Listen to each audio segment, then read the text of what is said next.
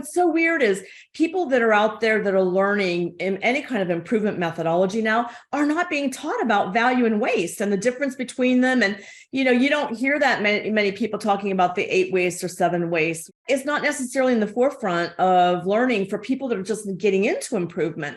And it's like, that's kind of fundamental that you understand what's considered, a valuable design process-wise and what's not valuable design process, and so that you can build, better work systems.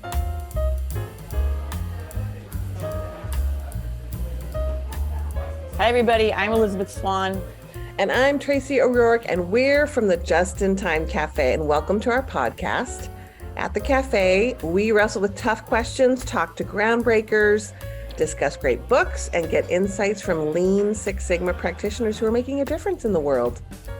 We also let you in on helpful apps. We bring you the news and challenge the status quo so you can build your problem-solving muscles.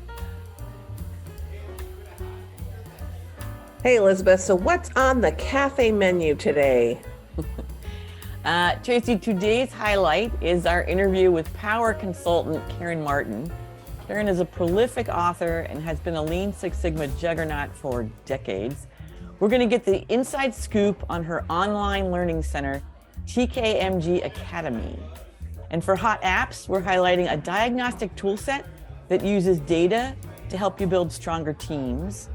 And for Q&A, we address the issue of one and done problem solvers. Once they've been through a workshop, maybe have a coveted certificate, how do you leverage Lean Six Sigma trained employees into consistent contributors? Happy New Year, Tracy. Fun. That sounds awesome.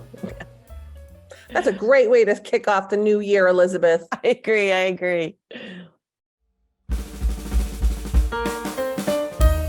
Up next, it's hot apps.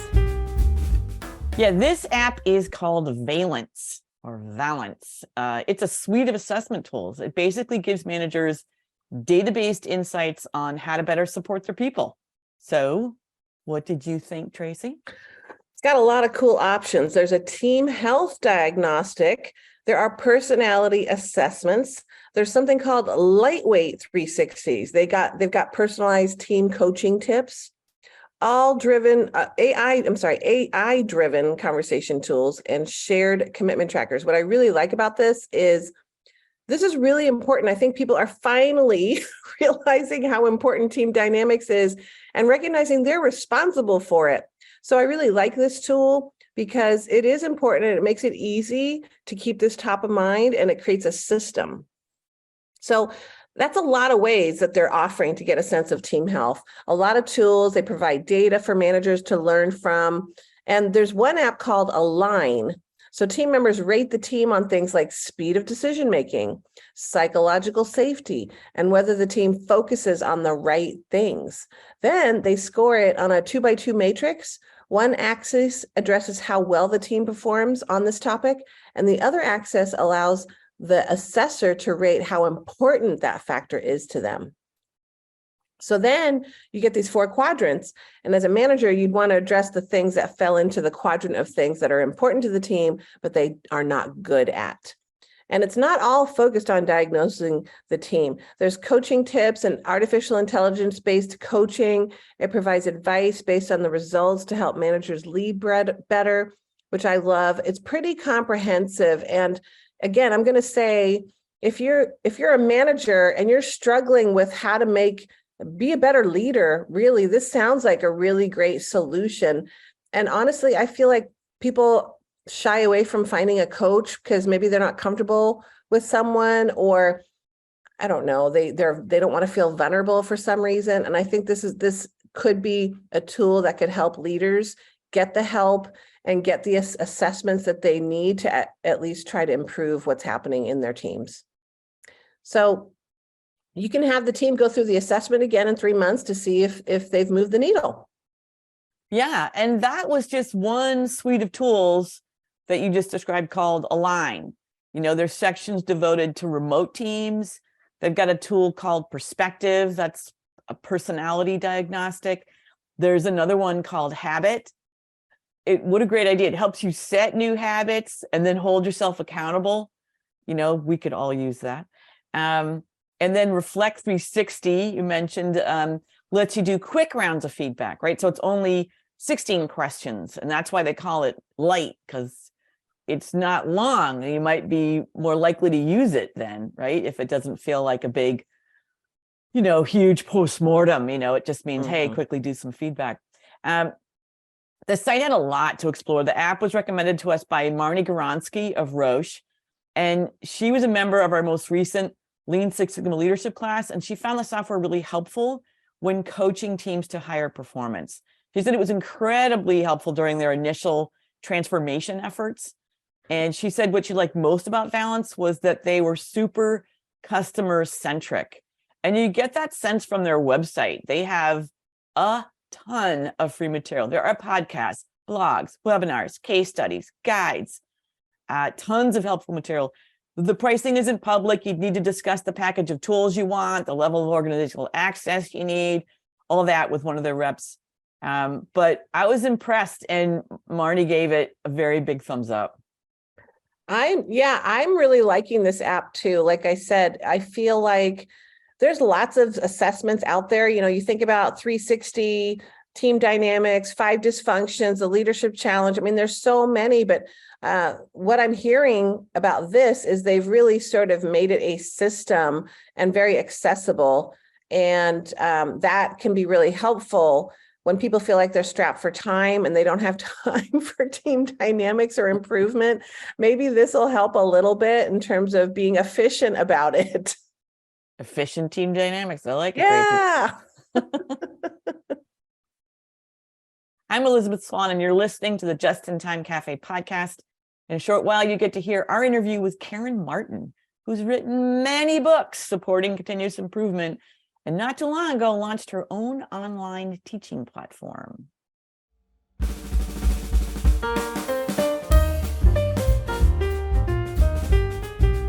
Next up, we tackle a leadership issue. Organizations invest in building the problem-solving skills of their employees, but sometimes that ends with a certificate. What are some ways to leverage Lean Six Sigma trained employees? How about you, Tracy? What's your experience with this dilemma? I know we've talked about it. Yes, I have, this is a pet peeve of mine, honestly, of the certificate process and certification is people go through the class and the expectation is they do a project and they have their certificate.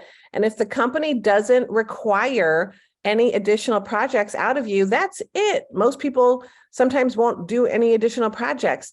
So I always encourage people, especially people coming out of the UCSD Greenbelt class that we teach, is really for your personal growth, you should be doing 2 projects a year every year. If you want to, this was an investment in your time in building skills, and you're going to let those atrophy if you don't continue to apply them.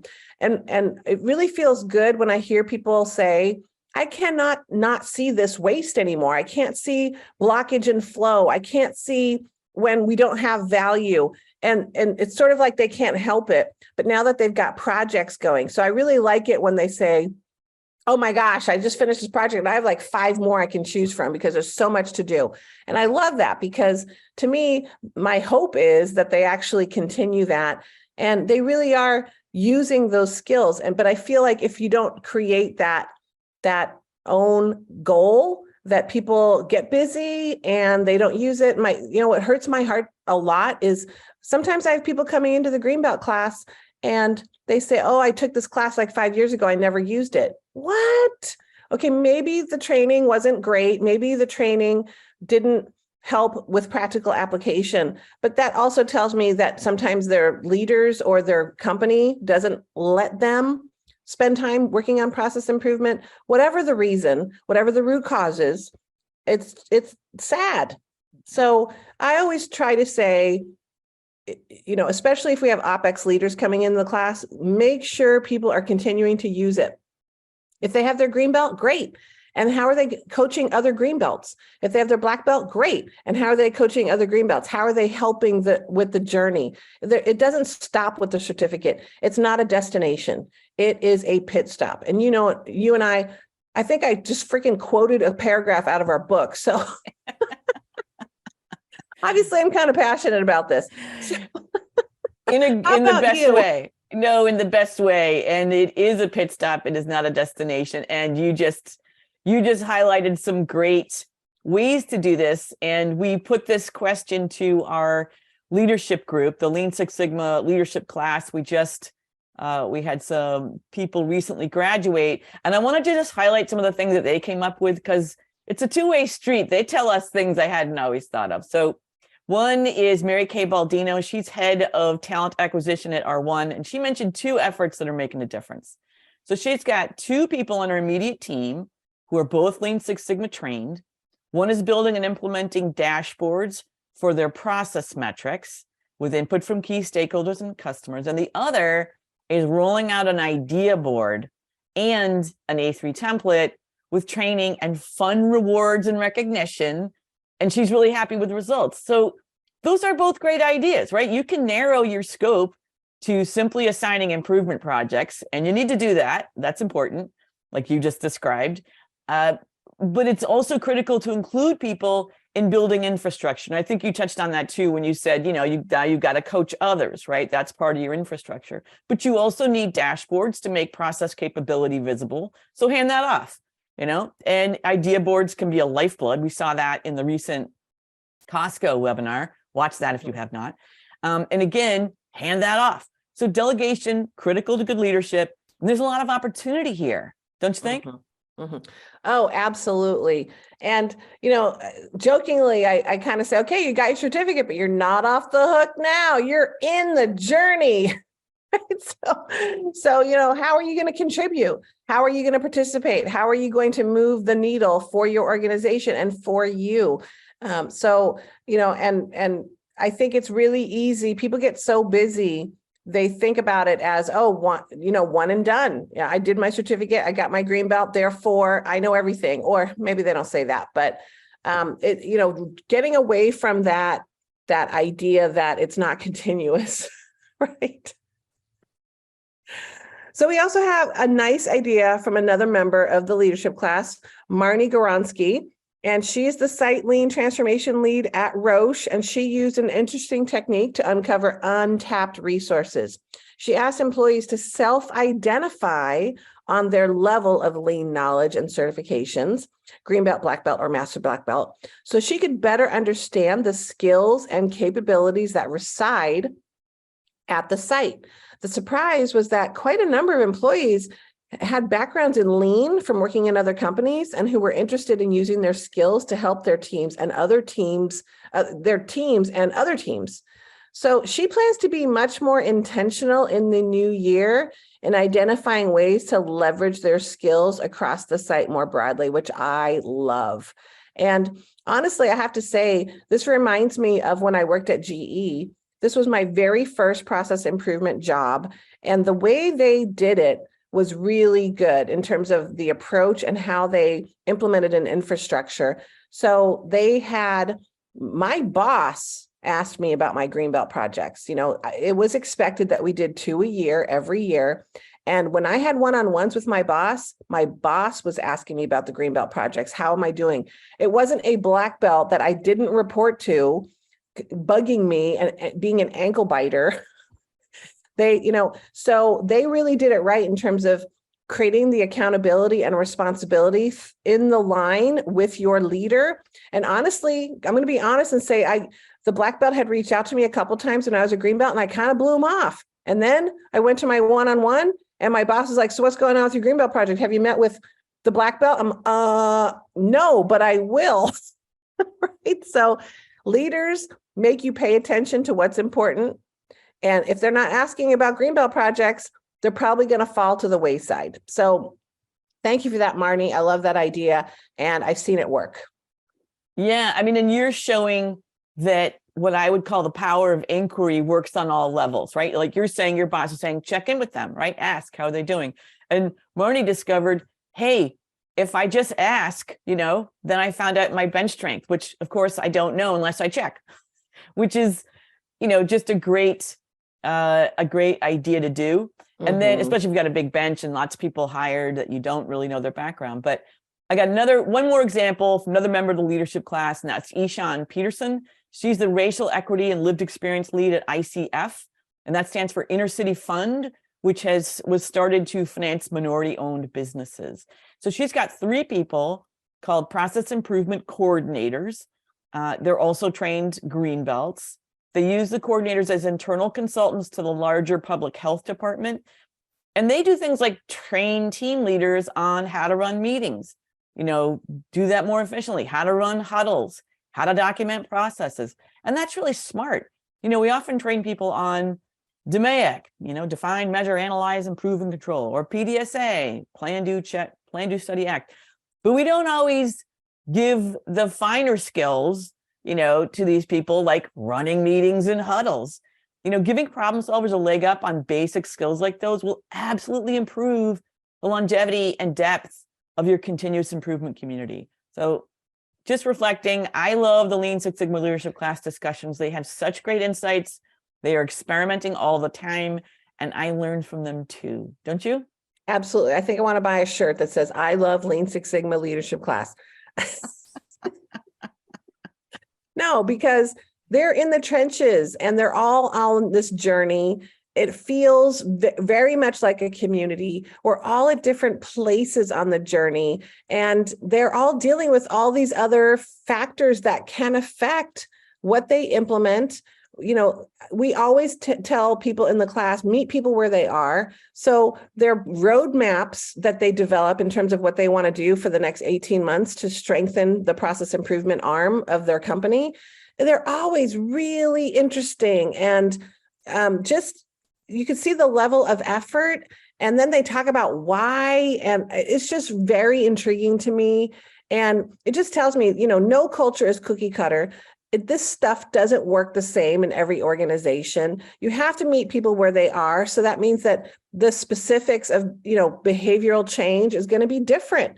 And I love that. It's like a cultural puzzle that we're trying to help organizations with, to try to figure out how to become the best organization they can be. And so that's super interesting to me. I love it. It is. I love it too. I'm Tracy O'Rourke, and you're listening to the Just in Time Cafe podcast. We host these monthly, so you can go to the www.jitcafe, that's JITCAFE.com, and go to our podcast page. Coming up next, it's our featured guest, Karen Martin. Tracy, why don't you tell our listeners a little bit about Karen? Well, we've been talking about her the entire podcast already, so I absolutely would love to. If you don't know Karen Martin already, you should. She is a powerhouse of knowledge and talent. Elisabeth already described her as a juggernaut. She has done so much. It's hard to mention all of her accomplishments, but I'll mention a few. She's the author of several award-winning books, including Clarity First, The Outstanding Organization, and Value Stream Mapping. She's a globally recognized keynote speaker, and she built an organization around consulting and online instruction. She's a specialist in operations design, business performance improvement, and leadership development. And she's also a dear friend. And I'm happy to call her my friend. And I love working with Karen. She's full of energy, full of ideas. She's always wanting to support people. And we are so psyched to have her at the cafe. And she's our first podcast of January 2023. Woohoo! Woohoo!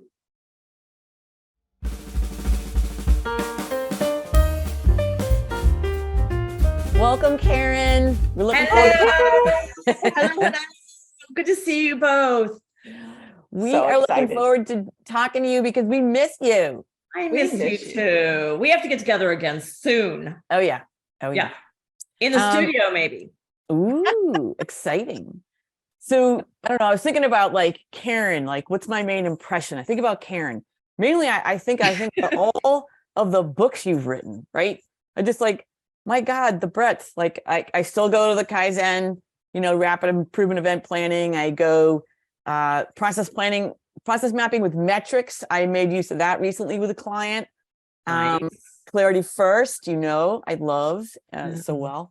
So we've, but your latest endeavor, has brought you into the realm of asynchronous learning with yes, the Martin Group Academy. or TKMG Academy. Yes, yes. TKMG. Yeah, people stumble over that TKMG a lot. And as soon as I say, remember, it used to be the Karen Martin group, they're like, oh, I remember. So Yeah. I'm always spelling acronyms out. So before I say them or after I say them, I have to say, what does that mean? yeah. Yeah. But just talk to us. Like, what made you start the Academy? So it actually started a pretty long time ago. I was giving those monthly webinars and they were growing in popularity and I was getting more people from across the globe. And then there was one day after one webinar where I got emails from two different people. And I talk about this on the video that's on our homepage. So pardon for any redundancy, but there was a woman from Estonia and a gentleman from Zimbabwe. And they both said, we really want to learn more from you. Your books are pretty far apart in terms of the number of years. And we know that you won't come and do a workshop here. Nobody wants to come and do a workshop here in our country because there's not a big enough audience. And please, can you just do more online? And I was like, oh, that sounds like a lot of work. And, I really rejected it out of hand. And then I had a business coach I was working with. It was so interesting because he was like, you are such a great teacher. You just need to be doing online learning. And I said, delivering it? And he said, yeah, oh no, too much work. And this went on for 5 years. And then finally I started getting actually really frustrated with what I saw out there and just decided that I really did want to build a different mousetrap, maybe not in the delivery method, but in the content. And I just decided, okay, fine. If I don't do it now, I'm never going to do it. Let's just do it. And oh my God, it's been a lot of work, but worth it. I mean, I'm really glad that we've got it out there now and we're growing and it's working out well. But launching any kind of company during the pandemic, people were like, oh, online learning, it'll be great. It's the pandemic. Everyone has to, everyone's remote. Not if there's no budget, if company, and the first thing that gets cut is consulting and training. And so it was a pretty rough go for the first couple years. And we already know once Karen Martin decides to do something, man, it's going to happen. That's what we know about Karen Martin. I do like to achieve goals. So you are now going into this asynchronous instruction. You've brought a lot of production value, a little Hollywood to the world of asynchronous instruction. So I mean, you could really be anything when it comes to training and how you're delivering and how you're coming across. So what are your guiding principles as you develop, let's say, your learning modules? So I love to take things in stages. I always have. And so decided that the first few years would be just getting great content out there. And I'm talking cognitive content. So, one thing, I have a master's degree in adult learning, so I'm very sensitive to the quality of learning. And I'm very aware that you don't learn really by reading a book or listening to someone or any of those types of more cognitive, mindy, brainy things. You learn through application and experience and experimentation and all that. And so, but the fact is that there really hasn't been really strong content on a wide variety of topics related to business performance improvement, where it covers the why and a little bit of why, a little bit of history if it's relevant, and a whole lot of how-to. Actually a fairly healthy dose of psychology. We have a lot of psychology in all of our courses because that's what I think makes people successful. And so we knew that was going to be the first wave. And then we also knew we were going to start with individuals and then move to enterprise products, which we did successfully this year. That was like, whew, to get that done. That was no easy feat to get the right products for the enterprise world. So that took a bit. But now, I think this next year, we're going to just continue to fill the library with the missing courses that aren't there yet. And then I'm going to have to figure out what to do about application and experience and things like that. So it hasn't hit me yet. I've been thinking about it, obsessing about it practically since the beginning of it. I just don't know what that looks like yet. Yeah, no, that's hard. That's a really hard sort of avenue because obviously the asynchronous world, very clear. The rest of it, not so clear. And so thinking about, you're just talking about the different phases and you started with individual and you moved toward enterprise. So I'm just thinking about what was your first topic? Like, how did you choose those initial topics? Value and waste. Like seriously, it's like, that is so fundamental, even though what's so weird is people that are out there that are learning in any kind of improvement methodology now are not being taught about value and waste and the difference between them. And, you don't hear that many people talking about the 8 wastes or 7 wastes, whatever you want, however you want to count them. I've heard 20 wastes from someone recently, but it's not necessarily in the forefront of learning for people that are just getting into improvement. And it's like, that's kind of fundamental that you understand what's considered, a valuable design process wise and what's not valuable design process. And so that you can build, better work systems. So yeah. So value and waste, we launched with 4 courses. It was value and waste, standard work. You're testing me. We have 19 now. I don't remember which were the first 4. Imagine having 19 kids. I don't know which were the first 4. Come on, Karen. When are your kids' birthdays? No. I just remember value and waste was like going to be the pivotal, like launch it. And and Jennifer does a fantastic job with it. So, and that's still the one that when people ask for front lines and what the front lines, a lot of our courses actually aren't well suited for the front lines. They're really more leadership or improvement professionals and things like that. But the one that is suited for everyone is value and waste. So that's the one that, I recommend for everybody. So, you've got 19, you're still going to work on more. Do you have any particular topics that were your favorite or that you enjoyed doing the most as an example? So far? Yeah. Wow, that's hard. So every course has brought me surprises. You think you understand something until you have to. So the process of writing these courses is no easy feat. It's like 3 months of writing, as you both know, 3 months of figuring out, first of all, what's the scope? How far do you want to go? And then figuring out what you can reasonably pack into an hour to 2. We were aiming for an hour, but some of our courses are 2 hours.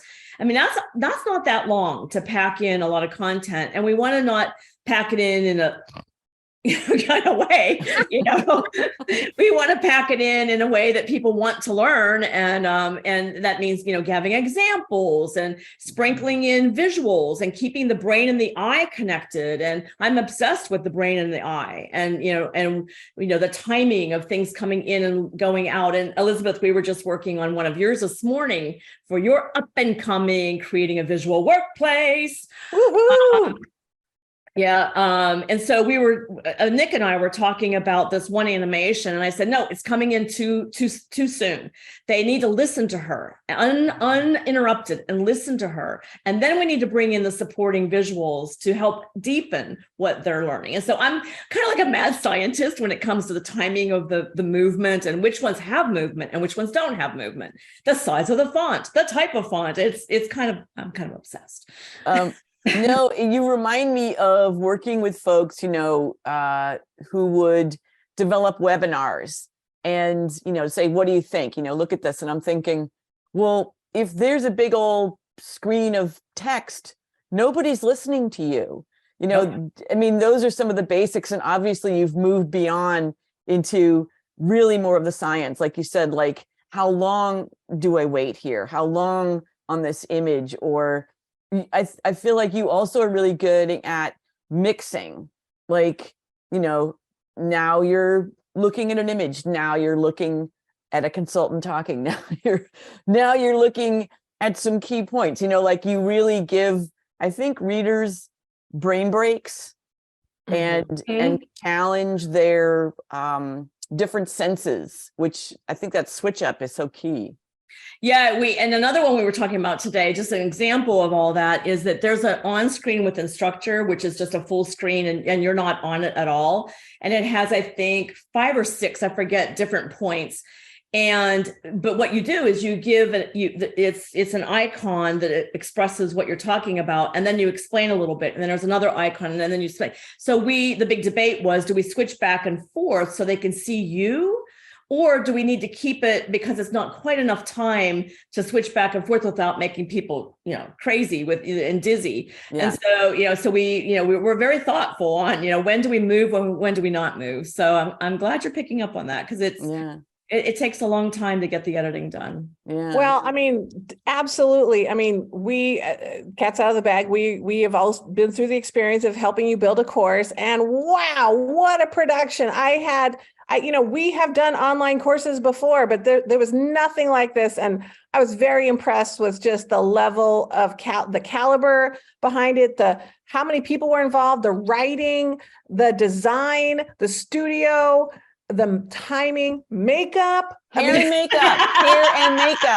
Hair and makeup. You gotta look good. You gotta what look a production. good. I mean, very professional, very impressed with that. I learned a lot going through the process, and I can really appreciate now what goes into developing a 1-hour course. So it's very impressive. I really was happy with the outputs and the trainings that I've seen. So that's super exciting. And, I don't know how to, some of the thinking behind those choices, I would love to hear, because I think they're important. I think your products is, a very high level, highly professional product. So what were some of those choices, if you don't mind sharing? Yeah. So, let's remind us, I want to go back to your question about the courses that surprised me, because I actually just thought of the two that are stand out for me. But anyway, Okay. Back to the choices. So, to be honest, we looked at LinkedIn Learning a lot. We really watched what their methodology was. I actually talked to a couple LinkedIn Learning instructors. They weren't allowed to say hardly anything, but they were able to give just some basic structure of the timing and how they approached the writing. And I liked that. For an asynchronous model, I felt like they really had a good model. What I wanted to do is get people that were, in some cases, even more expert than what the LinkedIn Learning instructors are. I mean, they have some really, really good people that are really very high caliber, for sure. But there's other instructors that, they've done the work, but they aren't practicing it, for decades and things like that. And so I wanted to do it. So one of the choices was the instructor pool. And someone said, why don't you just you're doing all the writing. And I was like, no, I'm not. The instructors are scoping it. We're outlining it together, editing together. It's a team effort. And they said, well, why don't you just, get a cheap actor to read it? And I go, because they're not authentic and they haven't lived it and they aren't their examples. And I'm an authentic kind of gal. I don't want to do smoke and mirrors just for the sake of cheapening, the cost. It's expensive to do. So that was one thing. And then the studio, I interviewed all these people before we decided how we were going to film. And I watched their videos and I was like, oh gosh, it was, some of it. And what I don't like is I'm kind of obsessed with camera also. I don't like it when the new trend right now is, so let's just say this is camera one. These are 2 camera productions. We only have one. This is camera 1 I'm looking at. And let's say camera 2 is over here. What I can't stand is that this is what you guys are seeing me talking to this camera. I'm not looking at you. It drives me nuts. And I see it all the time on TV and, very high powered shows and things like that. But I wanted it to be intimate. I wanted to be talking to the learner. So that's why we went to a professional studio. Mm-hmm. And we've gotten more professional as we've gone because of sound. The amount of times that we had to cut when we were in Pasadena at a studio there because it was next to train tracks. Mm-hmm. And then the instructor, wouldn't necessarily get rattled, but it just is annoying to be in the flow and then you have to cut and start all over again because of a train. And when we were in West Hollywood, it was ambulances and police cars and helicopters. So it's lovely to be in Manhattan, quiet Manhattan Beach, where we have a soundproof studio and don't have to worry about cuts. Mm-hmm. Well, let's come back to the 2 courses that surprised you. Yes. So Leader Standard Work was one that was a bear to write. There hasn't been anything written about Leader Standard Work. We're all doing it. We've all worked with clients for a while and helping them implement it. But, David Mann's book had some Leader Standard Work in it, but there's not a book on Leader Standard Work. There's actually not even really a lot of courses. I couldn't find any courses with Leader Standard Work. So we had to sit down and codify, put in writing what we've been doing organically for years and years and years. And that's not easy. It's like you just do it kind of innately. And then you're doing it live with a client. So it's very different when you're trying to package it, in a course that people can really understand how you do it. So that one was a surprise. And what happened early in the writing was, I believe it was Whitney on the team. It may have been Brent who delivers the course, but we had a team of people all putting our heads together to write. And I think it was Whitney said, isn't it kind of all about time management? And I thought at first, well, I don't know, is it? And then we started really playing with it. And yes, it's what you do with your time, but more importantly, it's making the time to do these things. Mm-hmm. And so it started becoming a bit of we had a time management spin to it that I never saw coming. Mm-hmm. So that was kind of interesting. Mm-hmm. And then the other one was TWI job instruction, training within industry job instruction. I'd never done it. I never brought it to a client. I had read about it. I knew what it was and everything, but I just never thought it was like, a really big deal to have to learn to do training that way and the benefits of it and all that stuff. So it was learners that we call our customers learners. It was learners that said, please, will you do a TWI course? And they requested both job relations and job instruction, which are two of the 3 or 4, depending on how you count, segments to TWI. And so we decided to go with job instruction first. And for those of you guys, I don't know if you know or not, but for people out there that are listening to this, the big thing with job instruction is you teach people how to tie the fire underwriter's knot. It's a complex knot. And that's how you learn how to do this kind of training, is by teaching someone how to tie this knot. So we did hire an actor for this. And the whole time I'm writing, and Pat Graup, who's one of the co-owners of the TWI Institute, is the instructor on it. So again, we get the real deal with instructors. And so we wrote the course and got it, compressed into, I think it ended up being a little over an hour. And we had to hire an actor to be the student learning TWI, learning how to tie this knot from Pat. He's the instructor, the trainer. She knew nothing about what she was walking into. And so, as someone in a studio, you don't want cuts. You don't want to have to cut and start all over again. And it takes, you only have a day to film a course, and it's a lot expensive to go over the time that you have. It's really a big deal. So I'm sweating bullets as this actor, this 22, 23-year-old actor, is getting ready to go and start being the student. And she knows nothing about what she's getting into. And I'm like, Pat, this better work. I was so nervous. I'm like, are you sure this works? He goes, yeah, it always works. And so sure enough, this woman is learning how to tie this knot on camera for the first time. And most of it was one take. There were 3 different phases of it. And I mean, and then what was fascinating about it was afterwards, many days afterwards, she said, I can't get that knot out of my head. He taught me so well. I think about the knot. I dream about the knot. I wake up about, thinking about the knot. And then literally months later, we were back in the studio and I said, hey, Claudia, how's it going with the knot? She goes, I tell that story at parties all the time. It's like, I can't get it out of my head. Wow. To have new hires come into a job and learn how to do it and not be able to forget it is pretty darn telling on the power behind this methodology. Yes. And I am such a believer. And, it was something I was like, it sounds good, but I don't know. And I'm such a believer in it now. So that's impressive. That's a great story too. It's kind of meta in terms of how you were looking at it. And I was so scared. I was just sweating. Like, oh, Claudia, please nail this.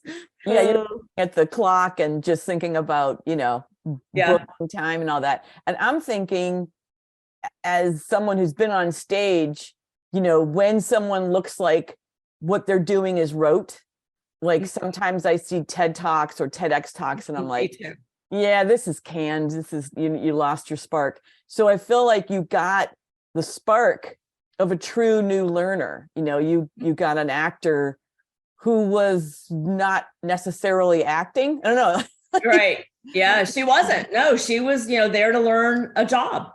And boy, did she learn it very quickly. Mm-hmm. Yeah, it's a very powerful methodology. It is. Yeah, no, we've definitely both, Tracy and I both teach it and been exposed to it. So, and we, that Elisabeth and I were involved with online asynchronous learning back in 2017.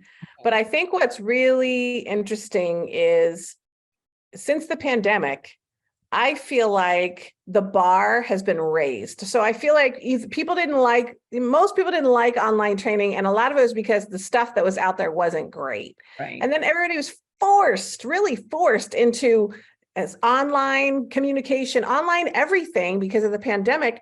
And now I feel like people have the bar is being raised. They're like, that was horrible. We want something better. And so what are you seeing as changes potentially, or trends, even corporate trends, where the demand and what people are really wanting? Have you seen anything like that?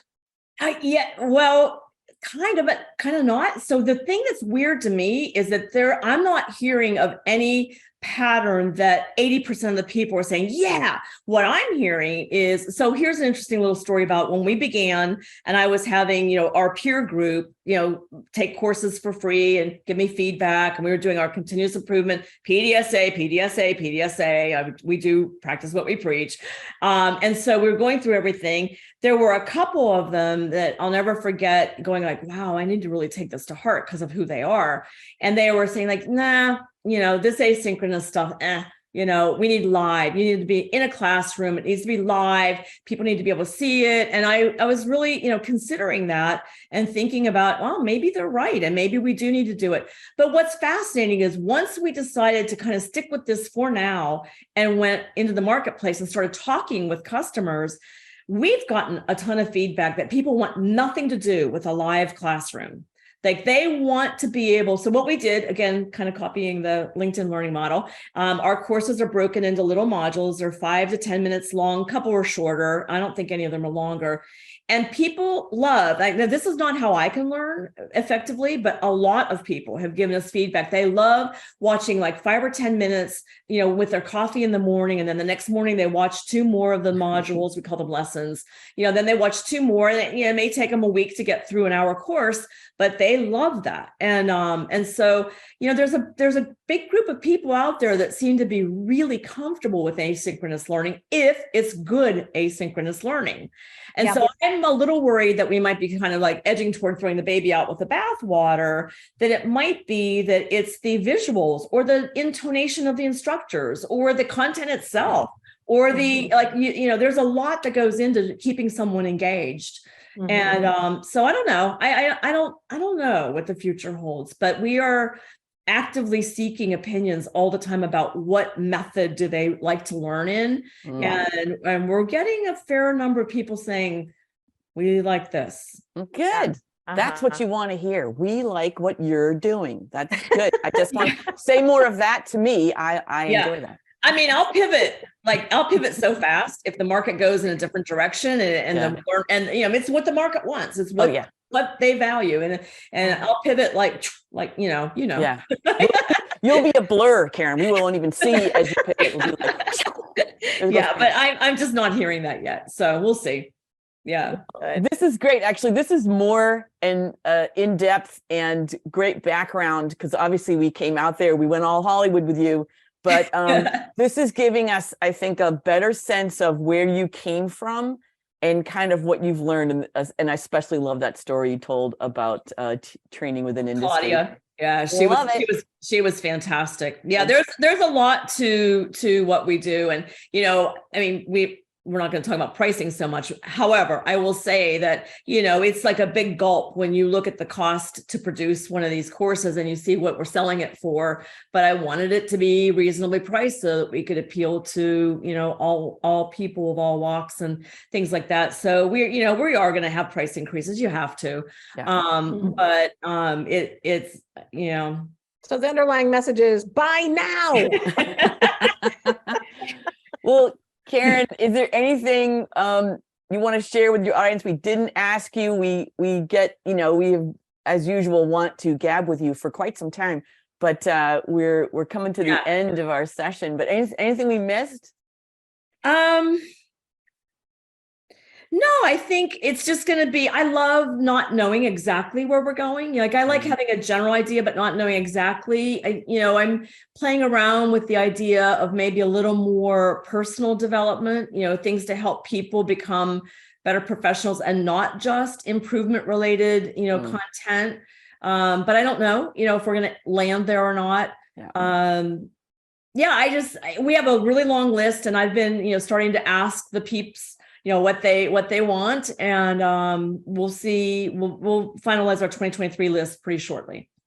So. Well, bated breath, and it's awesome having you back at the cafe, Karen. Yes, cheers to you all. Yes, and I'm going to tell you right now, I like seeing you online, but I like seeing you in person too. So hopefully we get to do that. Like we're going to play some pickleball in San Diego. That's right. Oh, that is I never played. I can't wait to play.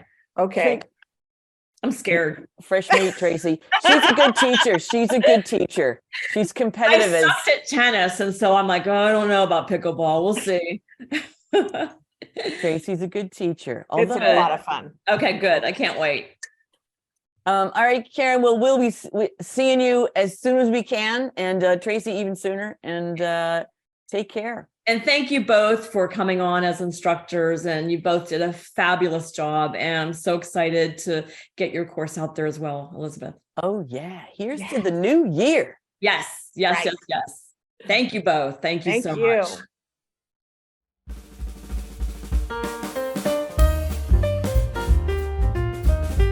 Be sure to register for our January 26th webinar featuring Toyota veteran Jennifer Tankenow. Jennifer's going to address the issue of mixed messages coming out of organizations and how to turn that around to ensure that communication pulls everybody toward the same goals. It's our first webinar of 2023. We are starting the year off right, so do not miss this. Well, this has been a fabulous year. We have been so psyched to have your company for 2022. We hope you continue to join us every month at the Just in Time Cafe in 2023, because it's only gonna get better. Keep making this the place to get your jolt of lean caffeine. See you at the cafe.